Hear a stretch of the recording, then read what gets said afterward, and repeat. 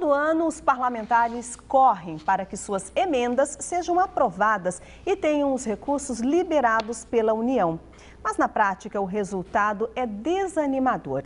E as obras que dependem do dinheiro das emendas acabam não saindo do papel. Agora, uma discussão ganha força no Congresso.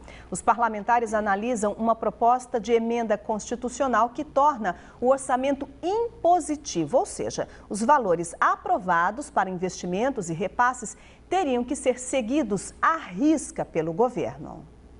Imagine um bolo e a liberdade de cortar e dividir do jeito que você quer. É mais ou menos assim que acontece com o orçamento.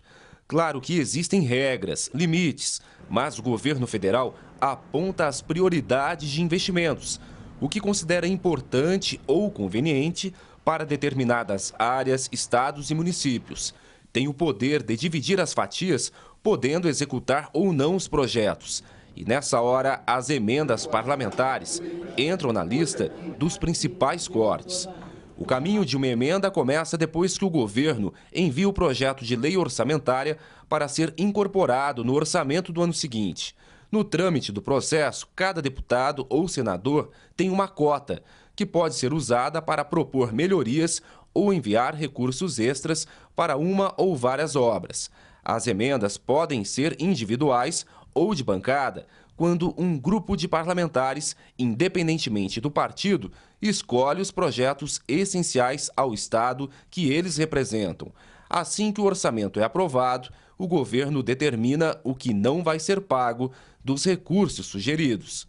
15 milhões de emenda, apenas um terço, 5 milhões, foram autorizados por parlamentar. Alguns um pouco mais e outros até um pouco menos. Então, gerou aqui na casa uma insatisfação. Do orçamento total da União executado em 2011, de 1,944 trilhão de reais, o dinheiro para as emendas aprovadas de bancada e por parlamentar ficou em 17 bilhões e 700 milhões de reais. Em 2012, o baixo desempenho foi visto novamente. Do orçamento de 2 trilhões, as emendas aprovadas fecharam com pouco mais de 20 bilhões. No mesmo ano, a bancada federal de Mato Grosso tinha um saldo de 500 milhões e 433 mil reais, mas o governo federal não liberou nenhum recurso até meados de dezembro de 2012. A discussão sobre a proposta de emenda constitucional voltou no Congresso. O texto aprovado pelo Senado foi encaminhado em 2006 à Câmara.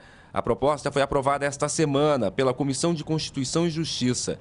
Agora será formada uma comissão especial. Se o parecer for favorável, segue para o plenário da Câmara e depois para a nova apreciação dos senadores. É a PEC 565. Prevê uma mudança na gestão do orçamento, que ele seja impositivo, pelo menos em uma parte. O Congresso aprova as emendas e o governo é obrigado a cumprir, sem corte de recursos. Parlamentares do PT demonstram argumentos contrários de que a mudança quebra o princípio de separação dos poderes, já que a execução do orçamento é uma função do Executivo e não do Parlamento. Mesmo assim, a maioria dos partidos é a favor do orçamento impositivo. Nós temos hoje uma peça fictícia de orçamento. Os parlamentares fazem o orçamento e o governo executa se quer ou não.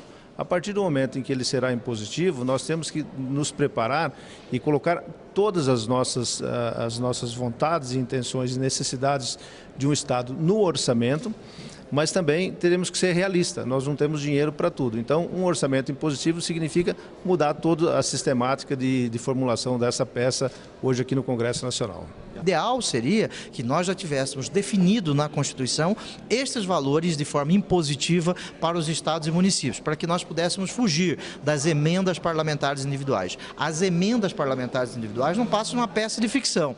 Uma peça de ficção porque pouco do que efetivamente é anotado como emenda parlamentar individual, pouco, percentual muito baixo, é efetivamente empenhado, liquidado e pago.